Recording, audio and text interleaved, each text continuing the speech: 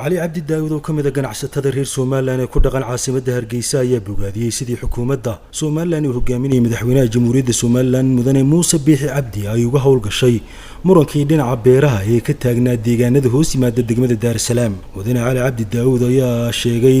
inay laga maarmaan tahay in mar walba isku duubni la sameeyo danta qaranka iyo wadajirka laga shaqeeyo isagoo bogaadin iyo hambalyo u diraya madaxweynaha Jamhuuriyadda Soomaaliland iyo barasaabka gobolka Maroodi Jeex waxa uu ku bilaabay waxaan dareenka maanta warbaahinta ugu yeeray inaan dareenkayga ka muujiyo kalgacaylka iyo wanaagga hawshin barigii dhowtoleed anagoo ah degmada Daar es Salaam hore hadlay maalin dhowaan halka cabasho ka soo jeednay waxaan halkan ammaan uga soo fudinaynaa madaxweynaha Jamhuuriyadda Soomaaliland barasaabka oo aad iyo aad hawsheedaasi wax ka qabashada ay wax ka qabteen durba ee aanu arkayno tusaalooyin horeysay inay wax ka qabteen ayaan halkan waxaan bogaadin uga dirayaa madaxweynahayga qaaliga Muuse Biixi Cabdi ilaahay hadaayo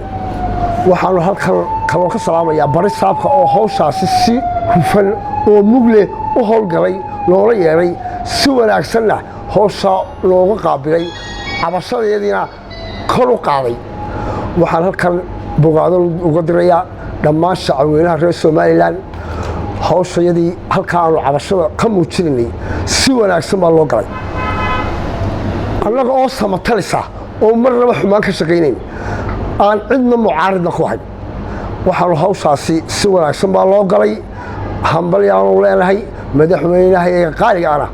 aad iyo aad baan u bogaadinaynaa sida hufan ee hawsha wanaagsan ee ay dawladdu markiiba uga soo jawaabtay waxa looga qabtay aad baan u hambalyeynaa dadkan waa dadkayga hawl baaniga ku dhacday gaar ahaan aniga ahaa Cali Cabdi Daawud ahaan waxa weeyaan maxay ay tolay hawsha si wanaagsan buu maxay ay tolay u arkay maxay ay tolay barasaabku marka aad iyo aad baan u salaamaynaa bogaadin u diraa waliba hadaladii yaraan sida xul loo turjumana waliba raalgelin buuxda ka bixinayna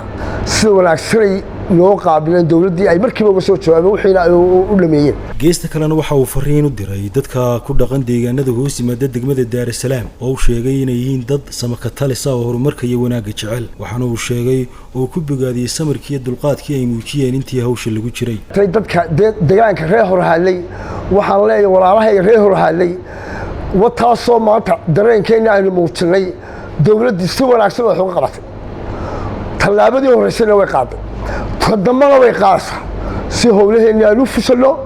waan idinku bogaadinayaa waan idin hambalyeynayaa reer hore hadlay hambalyaan idin leeyahay sidaa wada jirkeena wuxuu wada qabsanaynaa waanaynu wuxuu wada qabsanaa waanaynu hambalyeynaynaa madaxweynaheena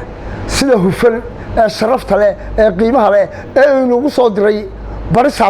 barisaabkana hawsha loo qabtay saasaan kaga baxayaa. Wassalaamu calaykum waraxmatullahi wabarakaatu.